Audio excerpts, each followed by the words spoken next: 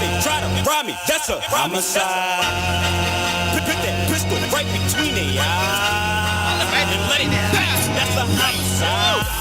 Pussy nigga try me, that's a homicide. If they try to rob me, that's a homicide. If they try to rob me, it's a homicide. Oh, right. Dawn was really enjoying that. Because it's a homicide. Hello, He and welcome remember to his first homicide. welcome to WillPower UnSurfaced. As you can see, Dawn was really just enjoying that song that we were just playing. So, Play that again, too, Ken. Play that again. We're going to play that again on our break so y'all can goodness. get to enjoy that because Dawn was feeling that. I ain't committing no homicides yet. The rhythm had it Yeah, up. but the rhythm. You know I like the rhythm. rhythm. You know the rhythm going to I get you. try to get my little bounce on in the chair. She's nuts. I'm sure you know that if you've been watching us. Dawn is officially official. Hello, WillPower UnSurfaced audience, and thanks to joining us tonight on WillPower UnSurfaced. So tonight we are going to go back into the opioid pandemic. We're going to touch on a little bit about that. But before that, I'm gonna let Dawn talk so she can get us started. What we talking? What you want to talk about, Dawn? Well, I'll tell you what. Listen, the weather is beautiful outside. I hope that you guys went out today. This weekend was really, really nice. The weather was beautiful. I hope you got the babies up, took them outside, let them play in the playground in the daylight. You know, where somewhere safe. Yes. You know, give them a change of scenery. Let them get out there and burn off some steam. I'm hoping that you did that. If not, it's not too late to get the kids out today to do something, to spend a little time out there enjoying the fresh air. But you know what was interesting? We had a conversation on the way coming up here.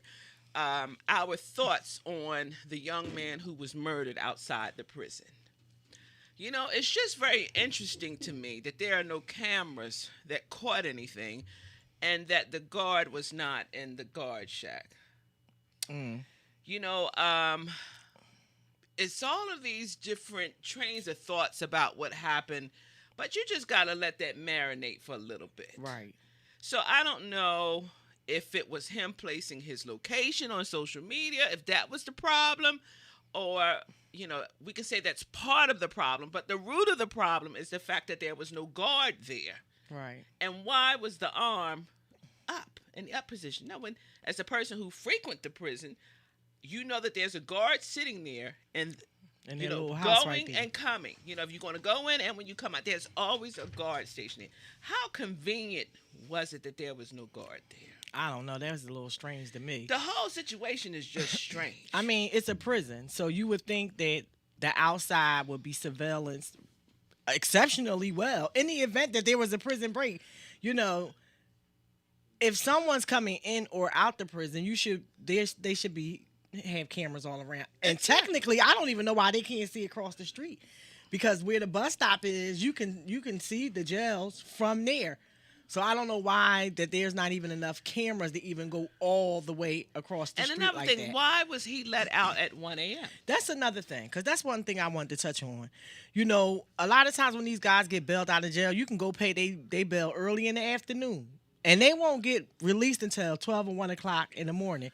And anybody that's been up State Road knows that that bus that runs down State Road, and I don't know if it's the 84 or I know the 70 runs that way. And I don't know if the other bus is the 84 or not. But it's one of those buses that goes up to State Road to the prisons. 1 o'clock in the morning, there's probably not a bus going to come if it's every hour, if they even run all night, because I don't even know. It's one of them buses do run all night, but I don't know if it's every hour, every hour and a half. And then if you're going to release them that time in the morning, you know, then therefore you need to have it coinciding with the darn bus schedule, right, so they can go and get on the darn bus to get home, to get back to the station, the train station. Like, what are y'all doing? You know, my thing is, I know they have, you know, their procedures or whatever, but they need to find something else better than letting people out in the middle of the night if they don't have, if they're not even going to be protected coming out the prison to go across the street to the bus stop.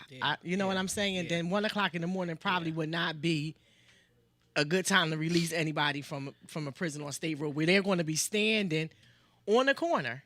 And if you are released late at night, because sometimes I would leave the prison like 10 o'clock at night. Okay. And you would see some prisoners, if they got out, they would be walking, and that's a good 2-3 mile or more walk from State Road to get to the Frankfurt train station. Yes, that's a good walk. Hike. That's a you hike got to right go there. past Yes. what is it, Pennypack Park? Yes. That park that's there. You know, she's like, it's not safe, man or woman. Right. Like, what is going on here? And then in the neighborhood that it's in, you might not want to be walking around. Exactly. You know, up there. Not that it's a bad neighborhood, but you know, if you don't not the right complexion for protection, you might not want to be walking around up there.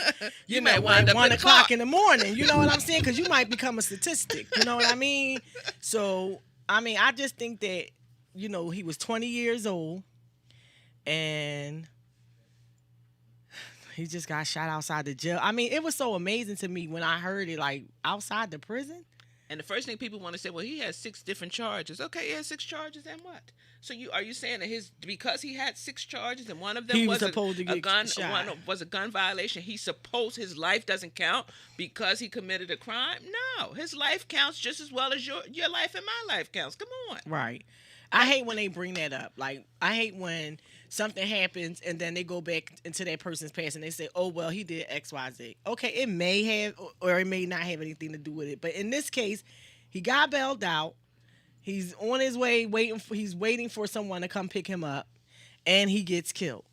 And nobody he runs back onto the prison ground. He didn't get killed at the bus stop. Right. He got killed on the prison ground where there was not a guard there. And the gate was, well, actually, is there a gate right there? Because, you know, I know. Yeah, the arm. Yeah, Okay. the arm when you come in, there's They an have arm. that arm, right? They let you up, but it's always somebody in there to Right, open it to okay. let it up and let it Because down. normally you can't drive your car that way. Normally you have to park your car, visitors park their car on the other side. And that arm goes up for people with disabilities, like the handicap parking spaces. You can go past their little house. You know what I'm saying? So, it's just so weird. You know what I mean? That there was nobody out there. There was not a guard there, and that they were able to just ride right up. And then they roll right off, like, left. Yeah. Like, his life didn't mean anything. Like, we got him. I don't know if they were trying to silence him, which they did. It's just really strange. The whole situation, it's not clean. Something in the milk is not clean. It's stinky, and you know, when you think about it, because I listen to how the news say, like, a 20-year-old man. This was a kid. I know he was 20, but to us, 20 you still a baby, really. And please, these parents, You know? stop putting these 8th grade graduation pictures up. Please, it just annoys me. You know, stop putting these 8th grade graduation these 8th grade graduation pictures up.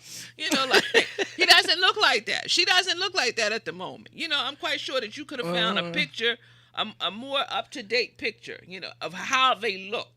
He don't got nothing on the gram or none of that. They don't want to go on the gram. But first thing he would say, oh, he was a good boy. I don't see how nobody would want to take his life.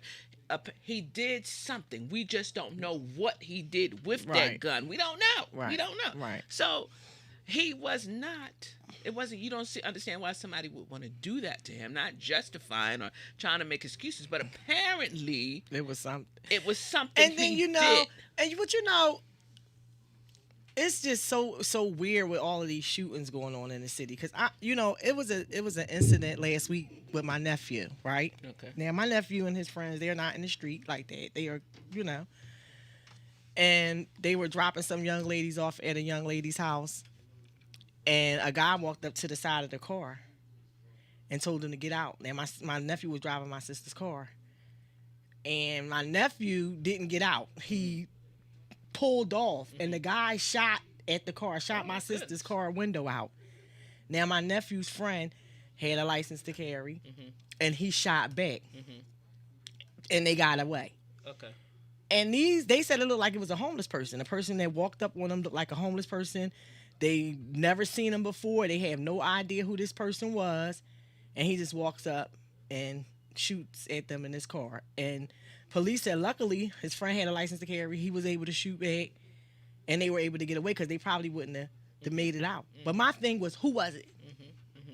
Was it a setup? Did she have something to do with it? No, see, I don't think like that. See, my logic goes, It's just a random. It was just a to me, it's too many randoms. Okay. That's All right. what Okay. All right. That's what I feel. Okay. Like, All right. it's so many things going on in the city, and they never see nothing. Okay. And I was reading the article, and it had that in West Philly, it was like 2,000 shootings or something like that between 2016 and 2020. 8 convictions. 8 in 2020? From between 2016 to 2020. 8. Okay. 8 convictions. In 4 years. Okay. Shootings all over the place. Nobody's locked up. Nobody's seen nothing. So where does the problem lie? So the problem lies within our DA, the DA's office, or these technicalities. They're getting off on technicalities. The thing with me is, if you have cameras all over the city, now this happened in one of the gentrified areas. Okay. So it ain't nobody hanging out. Because people like, don't nobody hang out down South Philly no more. So just, ain't nobody hanging out on 16 from Wharton and all those areas. People don't hang out around there. My nephew don't live around there. They not from around there. You understand what I'm saying? So I don't feel like the young ladies did anything. Okay. Who was this person that looked like a random homeless person that came up? Right. You know what I'm saying? Even though it could have been like a possible carjacking or whatever. Yeah. But it's like all of these things that happen and nothing is being seen, but there's cameras everywhere. See, that's the part that bothers me. Are the cameras functioning? Well, if they're not functioning, take them down. I don't have an excuse for the city. If the camera, you understand what I'm saying? If you have cameras up there in every neighborhood and they don't work, why are they there? Then I think that's something that politicians really need to focus on. They have cameras on certain stuff. Right, but I mean, like, if the city has paid for these cameras to be installed, and if they're not functioning, to me, it is if the citizens can't get it done, the next step is the politicians. We need to find out why these cameras aren't working. Why are they not recording? Right. It's a problem. Mm-hmm. But we're gonna hold them to task. I don't have time to play with them. Like, if the cameras ain't been working, they like 2,000 shootings between 2016. So y'all couldn't fix them in 2016. Y'all ain't fix them in 2017. Y'all didn't fix them in 2018. But because you know what? See how you did the research. People aren't doing the research. The police know the cameras don't work. Well, again, and somebody got to hold them responsible. So we can call and find out why are these cameras not working. So. I just want to know why some of them work in certain places when certain stuff happens. That's a question for our politicians. Mm-hmm. Cause see, I'm over it. They can get something done, but we can't. You have to. It's like 2,000 shootings. Nobody convicted 8 people out of 2,000 in 4 to 5 years. That's bad. It is bad. Come on now. It is bad. No excuses made. It's bad. That's bad. I couldn't believe I was reading it. It's bad. And the conditions that is going on Scepter, like the employee that was attacked. Oh man, that was terrible. I was at 11th Street Saturday and I got off. I took the L to 11th Street and I got off the darn train and I could not believe it.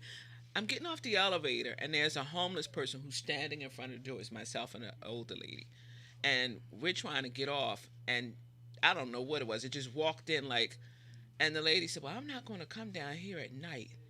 But they were everywhere. Like the homeless people, I'm like, you have to do something. You cannot put your riders in jeopardy like this. Like, I know that they don't have a place to go, but I don't care if you just ask them to make them come outside. Right. And where are the Scepter police? I used to be so sick of them. They would be all standing at 15th Street. There's mayhem happening on the darn platforms, and y'all up here congregating outside or right there by the cashier's booth. No, that's not where you need to be. I mean, granted, stuff happens up there, but the majority of the crime is happening down on these trains, on the platforms. Yes. Come and be more visible. So if I was the employee, I ain't gonna lie, I would say I got PTSD. Child, I would milk it. Child, I would milk it. But on some real stuff, you technically could have PTSD from an attack like that. I mean, like, you at work minding your business, and they're young people, and they little kids. They're young people. This doesn't keep saying, y'all get your kids. Get your kids. For real. Get them little bastards. Lord, forgive me. Get them bastards. I'm sick of them. Y'all do something with these kids. Y'all just got them out here running rush hour. Y'all know your kids is out of control. If they need mental health help, get them some mental health help. But most times they don't need no mental health help. They just need a swift kick up their ass. And they just be honest. Into somebody's kid. That's all they run into the wrong person. You know, it's like, and it be like a pack of heathens, because that's what I call them. Like on some real stuff. Like get your kids. Like that's terrible. And I watched that video. I was so it bothered me so much because the guy is just minding his business, and I know it's like 11:30 at night, so he probably was the last train conductor or something like that, getting off work, and he can't even go up the steps and get off work, and these kids attack this man like that from behind at that little carriage, of course, behind, and it's just ridiculous. And why? Like, and what kind of fun are you having and I it? guarantee you, a couple of them are homeless. It's so unnerving. Scepter Police has to do a better job of protecting their riders and protecting their employees. Now, when you wrong, you wrong. Protect your employees. They need to allow their employees to carry if need be, because if you're not going to have... And this is the other thing. It seems to me that the police force, and I may be wrong, they thin out at night. There's not a whole lot of them because it's very sporadic where you'll see them, especially at 15th Street. But that's a heavy crime area, so they need to be visible. Right. You got to protect your people. I don't care if you put two at if they get two to cover two stops, or like the North Side, the Express, and the local. However you do it. If it's four of them, two got the southbound, two got the northbound. You got to protect them. Put four up there by the trolley. You got to do something to protect your employees just as well as your riders, and put the rest of them on the darn platform, the L platforms. Come on. It's terrible. Between the addicts, the homeless, these kids. Of course, your ridership is going to decrease because people are not going to feel safe. Because people don't want to get on the train and don't even know if you see a bunch of kids, if you're going to have to hurt some. Because you might have to hurt somebody's child. Because I would be afraid to have to hurt somebody's child, which is exactly what I would probably do. Because I'm going to have to take one of them down with me. Like, I didn't have the Citizens app, and Vontae said to me, I really wish that you would put that Citizens app, because you just be oblivious. You don't even know what's going on, and you just be going places. And so I gave him my phone. I downloaded it. I go, is this even the right app? He told me, it says Citizens. I said, he said, well, here, let me see. Girl, he was sick of me. So he was like, so now, at least you know what's going on. You out and about. You know what's going on. Not you just walking and you just going. I go, Vontae, it's cool. I'm all right. No, it's not. It's bad out here, and you just in denial. Right.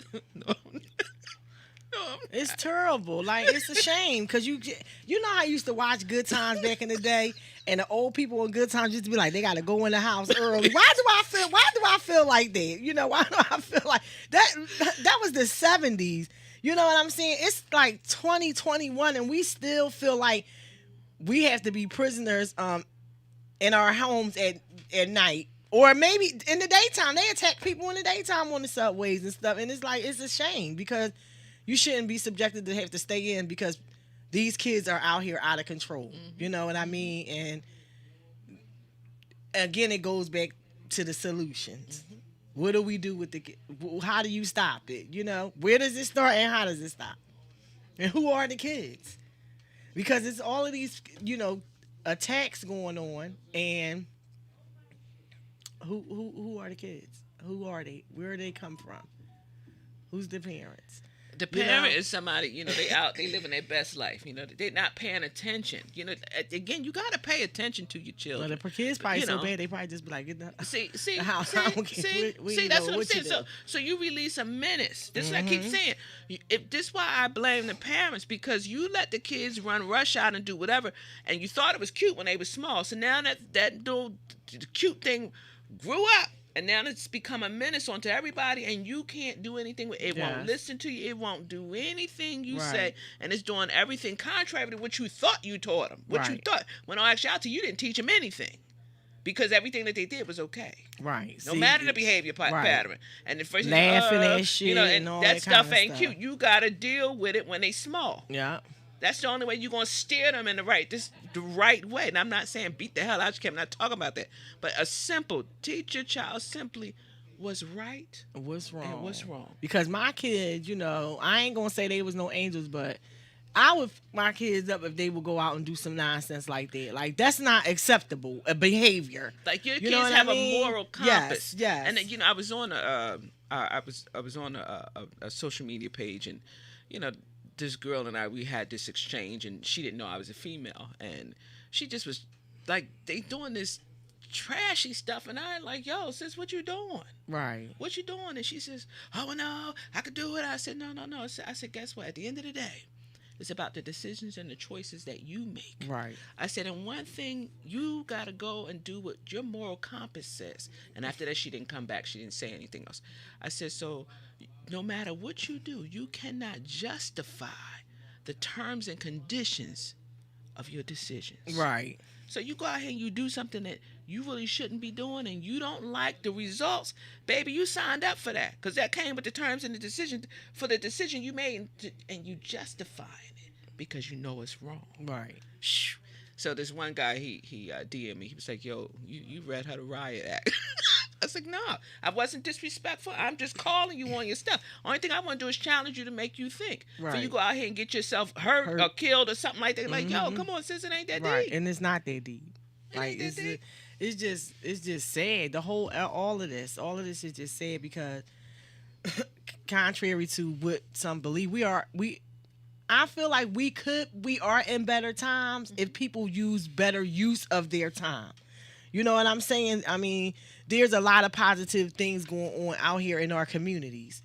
And if people would change the mindset, and I know it's not that easy to do, but there's more information out here now than ever before. And if you wanted to, you can go to therapy online. You can go on YouTube and get your online. I mean, come on.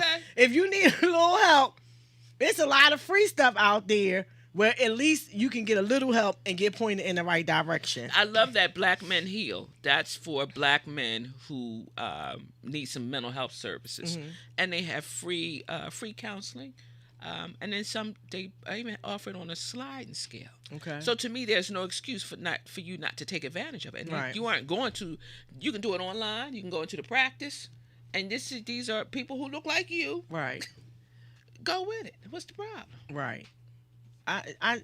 It's just, it's sad. And it's like, leaves you speechless.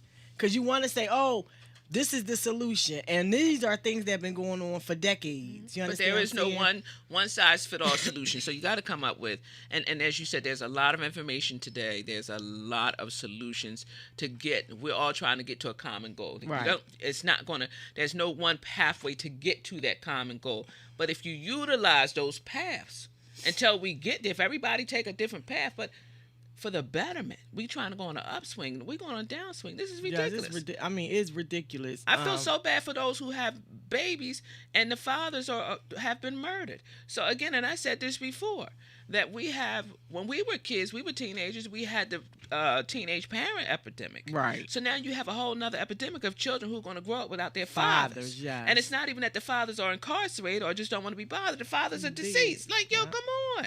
Yeah. It's so many children out here fatherless, and it's so sad. And even, motherless, because a lot of young girls been getting shot, a lot of females and women been getting shot and killed too. And when we were coming up, that, not to say it was unheard of, but very rarely did you hear about the women getting hurt, beat up, unless it was a domestic dispute. But for just women to be outside and women getting shot down in the street, no, we didn't hear too much of that stuff. We didn't have a lot of that coming up. So it's like amazing to me to see, how much we have not progressed. You understand what I'm saying? We progress and then we regress, and that's the problem. It's like how much are we progressing before we go? It's like we progress and then we regress. Right. 3 times worse than the little bit of progression. You understand what I'm saying that we got? So it's that we made. Right. And it's a very sad situation, the state of our people, and it's just so many better things that we could be out there doing. And the kids are out there shooting. Kids are out there beating people up. Downtown on the street, you walking down the street minding your business, you might get jumped by a swarm of kids. You catching the bus coming home from, leaving work, you might get taken by a swarm of kids. Coming out the prison, you might get shot. It's just all of these things that's going on, and it's so sad for our community. I was watching something on social media this morning, and it was from a conservative website, I think it was. But there was a young guy on there, and I think I did not write his name down, and I meant to bring him up on my Instagram before the show started. He's a young guy. He's 21 years old. He's from Albany, Georgia, and he started a program. He bought a house, and what he did was he took boys from juvenile homes. Okay. He said he put bunk beds in his living room, Okay. and he took the boys from juvenile homes. He brought them into his home, and he teaching them how to read, how to act out in the street, this, that, and the other. And he says he has a 0% recidivism. How you say it? Recidivism rate. So all the young boys, now he's only 21. Wow. And I think he said he's been doing it for like 4 years or something like that. And all this time that he's been doing it, nobody's went back to juvie. That's good. None of the boys that have come through his program have went through juvenile, the system again. And he was saying that, and he made a good point. He said, we didn't wait for any politicians to give us anything. I think it was him and a couple friends. They got together and they just, like he said, started it out of his house, and then it just got a little bit bigger, And he said, it takes the men. We have to do this because nobody's helping us. The government's not going to help us. The parole and probation people don't help you. He said, I've just felt like if I didn't help somebody, nothing was going to change because nobody was there to help us. And he said, we did everything from the ground up. And this is, what he's doing. And I was like, wow, because he's only 21. And they have a mindset to take whatever money he had at that age, because when you're 21, you don't have any money. Right. You know what I'm saying? So just to take whatever he had and get a home, invite other juvenile delinquents into his home was a whole risk right there. Because you know how boys and girls can be living together. You're not my father, parent, this, that, and the other. But they went there, and he housed these boys, and he's teaching them life skills. And, I'm glad you said that. On that line, I have a friend of mine called me. So if anyone that's out there, Lowe's is hiring. Oh. And if you need a job, full-time and part-time, DM me, and, you get a hookup. The only thing is you have to pass a drug test. Oh, yeah. Okay? So you pass the drug test, we can get you in. If you can pass the drug test, then let me know. And even if you say I need a month, then let me know now that you need a month to clean yourself out, and then we'll get with you within the following month. Also, there's another piece to this, so that you got the employment piece. Just this is separate. Now we have a whole nother job offering and trade school. So if you want to work for Lowe's and you want to go to trade school, if you work for Lowe's for 6 months, they will pay 100% of your schooling. Oh, that's for trades. So they have steam pipe fitter, manufacturing, plumbing, electrical, carpentry, and masonry. Okay. So if you are interested, again, DM me, and I will tell you what you need to do. Only thing we need is a resume, and you need to be able to pass the drug test even to participate in this program. Okay. But I think it's an excellent opportunity. You cannot beat it. From my understanding, the young men and young ladies that are participating in the program, once they finish school, they come out making $30 an hour with their trade. So it's worth it to work 6 months, and then you go to school for 6 to 9 months, depending on which field you opting to go into. You cannot beat it. It's a good deal. So this way, no student loans, and you're going to be working the entire time that you're in school. Right. So you're still going to be able to take care of yourself. You just might not be able to work full time, but you're going to work part time. But you have a guaranteed job. Right. So again, if anyone is interested, let me know. DM me. I'll have you send me your resume. I have an email address for you to send your resume to, and then you will let me know that you sent it, and what track you want to go on, which trade you want to take, and then somebody will get with you either the next day, within 2 days. You'll get a phone call. So there are opportunities and stuff out here that are available, but you just have to take advantage of it. So again, if anyone knows anyone who's interested, I think it's great for young men who are coming and young ladies who are coming out of school this year, right, that might not want to go to college. Right. So you can start. You'll be working over the summer. So wait a minute, this is March. Who's to say that if you can pass the drug test, you can't start working next week? This is how fast they moving. Right. I got 4 people in today. Wow. Between yesterday and today. 4 people. Got 4 people. 4 people. 4 people got a job. 4 people. So it's real. Well. And there is no age limit. You can do this if you are a full-grown adult. You can do this, men and women. That steam pipe fitter, That's good money. That's right good there. money right there. Absolutely. That is good money. All right of those trades are good money. Carpenters start off like $30 an hour as a journeyman. Master plumbers make $30-$40 an hour. So anything in the trades is good money, because then you can get in those unions, and once you get into those unions, you can work in different buildings around the city when they're having new construction, and you can make a lot of money in those buildings trades. So don't forget, if you're interested in getting a job with Lowe's, or you have a child or someone in your family is in need of a job, Lowe's is hiring. DM Dawn, DM myself. I'll pass on the information to her, and we'll try to get you a job working up in Lowe's. But we're going to take a break. Toucan, can you take us to a break? And we'll be back in 2 minutes. Did he hear us, Toucan?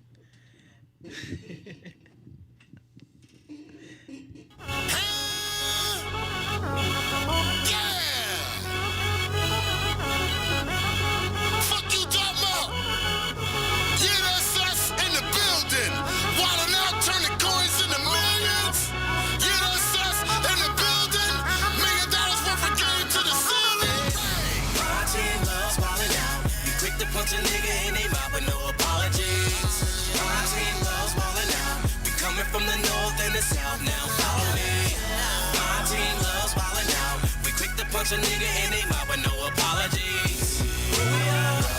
Who we are? Who we are? That's us. Why would I apologize? Cause I got the players and thoughts. Play a homage, how about the drop? Fly out the car garage. Rendezvous, menage a trois. I got them running like the Red Coast coming. Figure gang SP, yeah, I'm stunting. Crisscross machine needs the whole stage jump. Nick Cannon, wildin' out, my team stay cutting straight. My team loves wildin' out. We quick to punch a nigga in they mouth with no apologies. My team loves wildin' out. We coming from the north and the south, now follow me. My team loves wildin' out. We quick to punch a nigga in they mouth with no apologies. Who we are? Who we are? Who we are? That's us. Bossed up, you get tossed up. Around the world, we're still doing what we want. Curse spinning, a nigga, we still winning. We keeping the girls grinning, the gang got your head spinning, yeah. Too raw for the TV, and I know that you see me. Go ahead and take a flick. Nigga gang, we all in the mix, cause we are. My team loves wildin' out. We quick to punch a nigga in they mouth with no apologies. My team loves wildin' out. We coming from the north and the south, now follow me. My team loves wildin' out. We quick to punch a nigga in they mouth with no apologies. Who we are? Who we are? Who we are? That's it. Big make a nigga throw a bitch fit. Big bag, haters see me and get big mad. All I do is win, no I don't lie.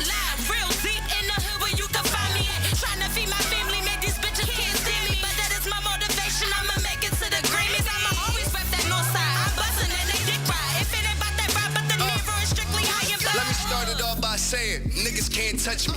Shout out Reese Rolex, R.P. Rocky, Bianca, Ab Lava, can't forget Bump. Homicide. Homicide.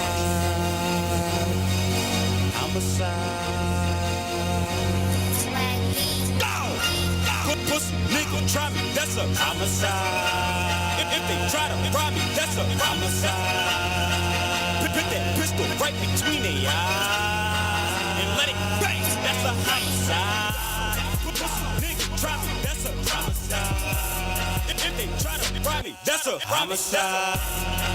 Put that pistol right between their eyes and let it bang, that's a homicide. If a nigga try me, that's gonna be a homie.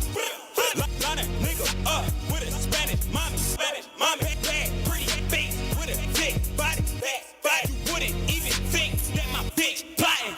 Oh, you think you won't point 'cause you know my niggas watching. Until my bitch pull on your block, you in while 12 o'clocking. And if you running, you gon' die. I bet you paralyze them. And every time we see them niggas, we gon' terrorize them. I remember when my cousin died. I swear that shit it left me traumatized. I remember my first homicide. I swear that shit it left me traumatized. Pussy nigga try me, that's a homicide. If they try to rob me, that's a homicide. Put that pistol right between their eyes and let it bang, that's a homicide. Pussy nigga try me, that's a homicide. If they try to rob me, that's a homicide. Put that pistol right between their eyes. Thank you for tuning in and thank you for waiting while we take that break. So I wanted to get back on the topic that we were speaking about last week, the opioid pandemic and the fentanyl overdoses.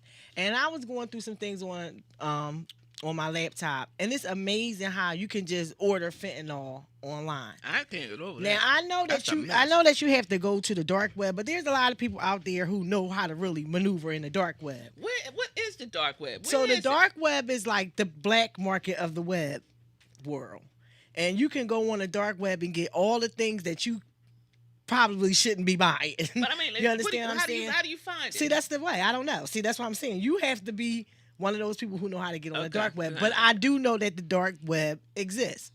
And the article was saying, and I guess people who like hackers and people who are really tech savvy. Lord have mercy, my mouth all jacked up savvy. You hear that? People who are really tech savvy probably really know how to get on the dark web. But I was surprised because I'm so green sometimes. I just, be in my own head. And I didn't even really ever think about the possibility that there was a dark web out there. And then I was watching something, and I'm always watching something on my computer looking up something, and I found out about the dark web. And this is where a lot of people go buy ghost weapons, and fentanyl, ecstasy, all kinds of things like that you can get on the dark web. You know what I mean? And But you know what my question is, not to cut you off, is do they soak the pills in fentanyl? well, it's actually a powder. So this is what they do. They crush up the pills Okay. and they mix the stuff with fentanyl. Okay. So fentanyl is actually mixed with a lot of the Xanax, Right. the Oxycontin, and the Percocets. They use that, they crush, and then they press pills. They make the pills, they press them, and they make them, and they put them in bottles, and they distribute them to people. They need to be So they locked actually are up. making, the pills. They and need to people, be made to take them their darn self. You just out here just killing and people.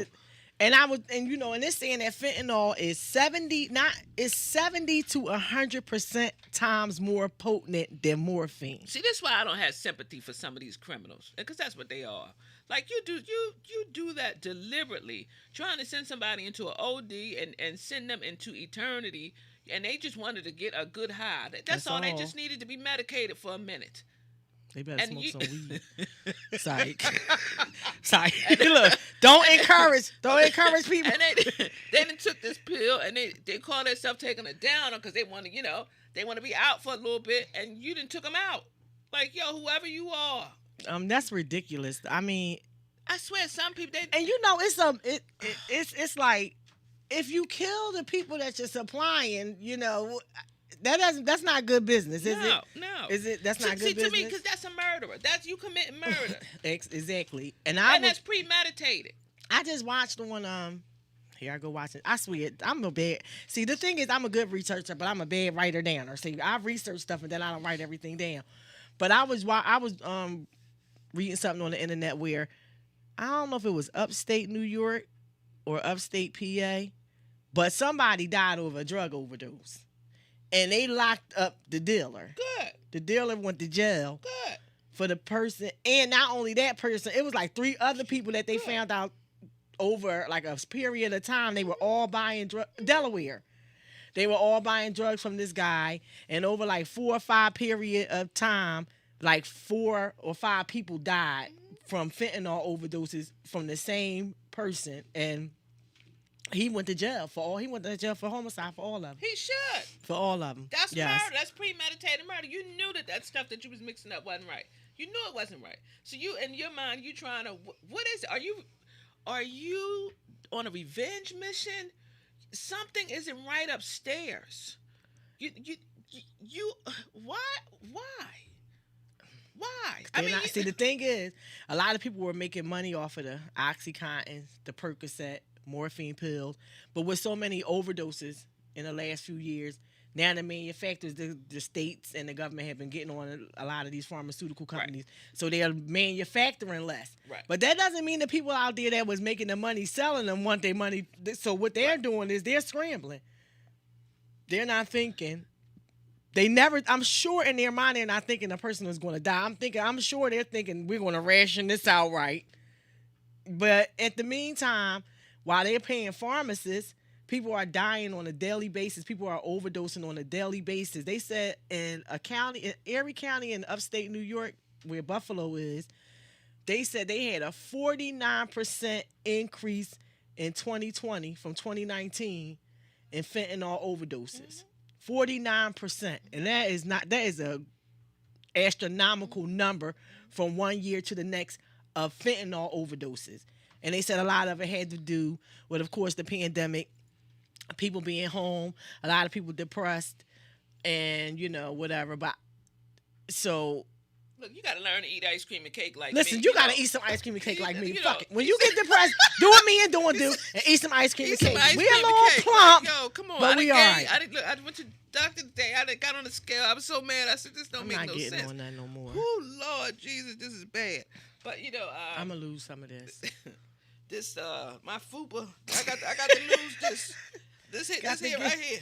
Look at it, it's shaking. See, I always know when it's time to go. When I start to put on, hey Josh, hey Colleen, when I put my pants on and this start to fold too much over the top, because I'm not buying the next size up. I ain't either. I'm not doing that again.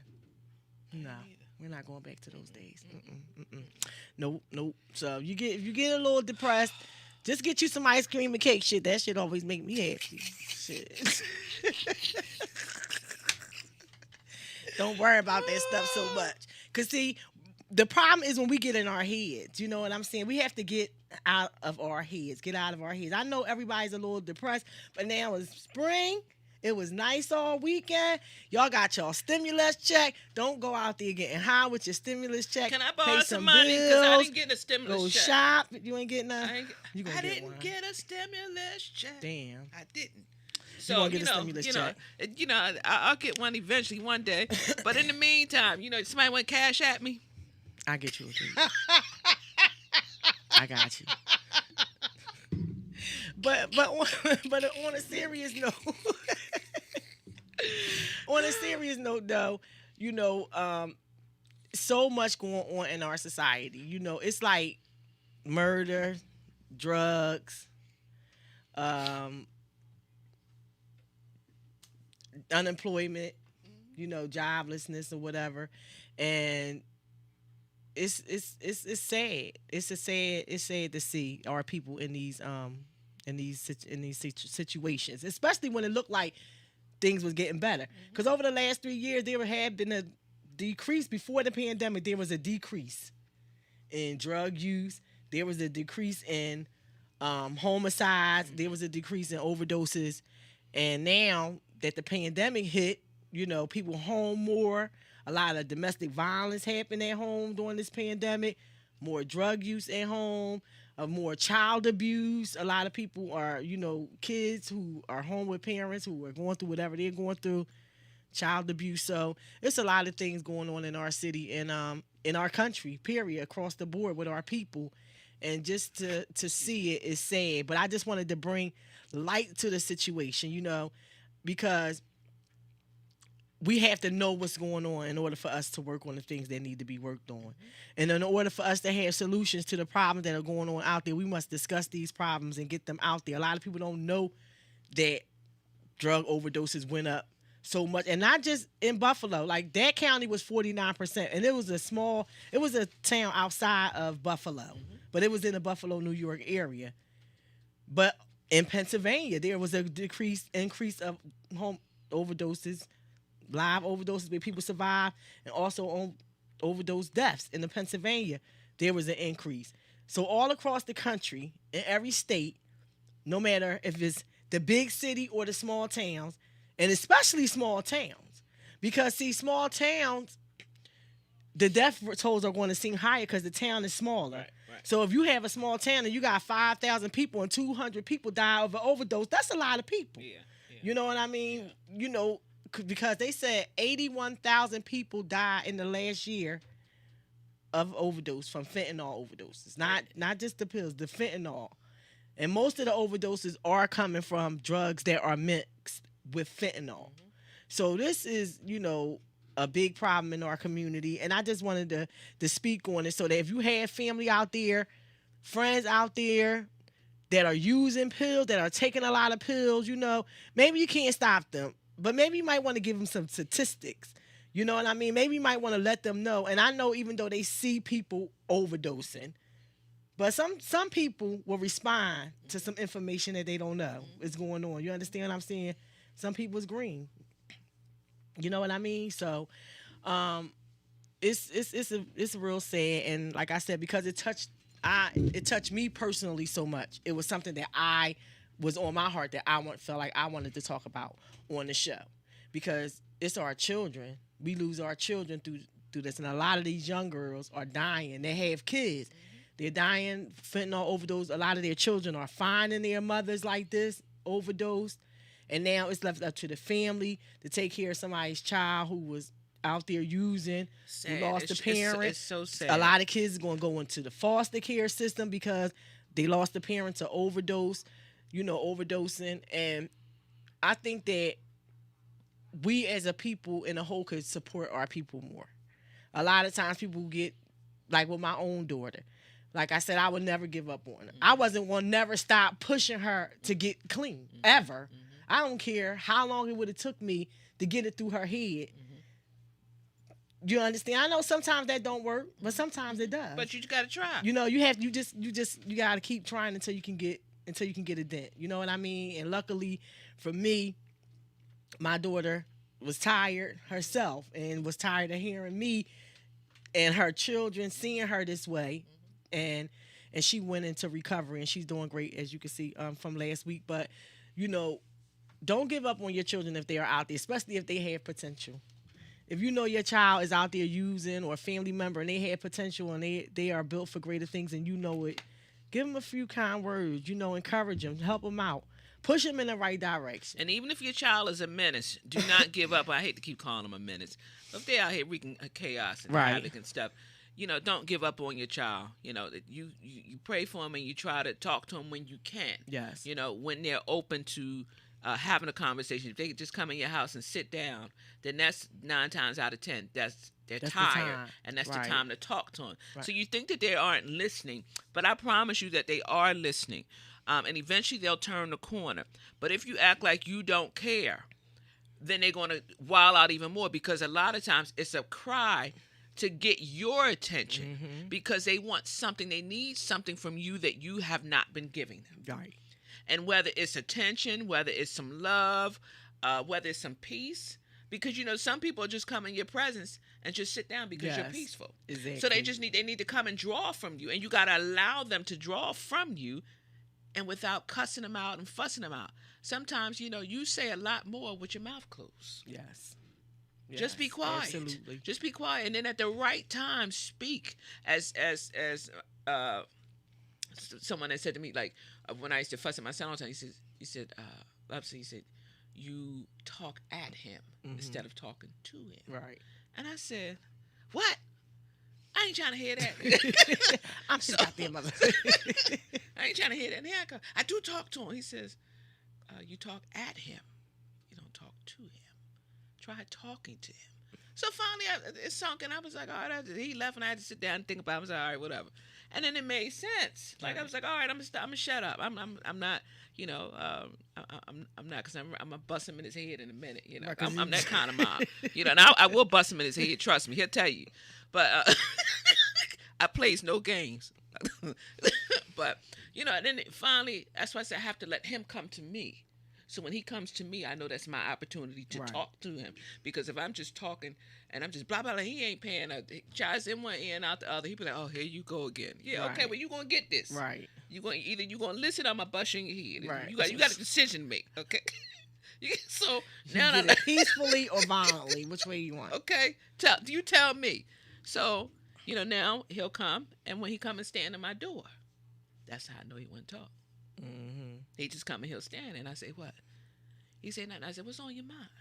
I don't interrupt him. I let him get it out. Whatever. Then I'll say something, or he'll call me and say, "Hey, I'm gonna run this by. What do you think?" Right, because that's what you want. Right, the 'cause dialogue. And I said, "Okay, all right, okay, you're getting it. You're Right. getting it." And then now, because he knows I'm not trying to control him or run his life, son, I'm just trying to set you up on a right course. Make sure you stay on course. That's all. Because Now that's all you're we seeing want. it. Now you're seeing the fruit of your own labor. Nothing feels as good as when you're doing something great for yourself. Even though we as parents badger our children, but you know, you feel good when you're doing something good for yourself. You know, just be glad that our children should be glad that they have parents like us. His friends told him, like, yo, I wish, do you know how lucky you is? Like, if she was my mom, I say to myself, you wouldn't want me as a mom. You just saying that from afar because you watch, okay? You're admiring the positive side of me. But if you see that side that Miss Dawn that Vontae knows, you be like, yo, she cuckoo Yeah, for your Cocoa mom Puff. crazy, Vontae. Yo, she shot out. Like,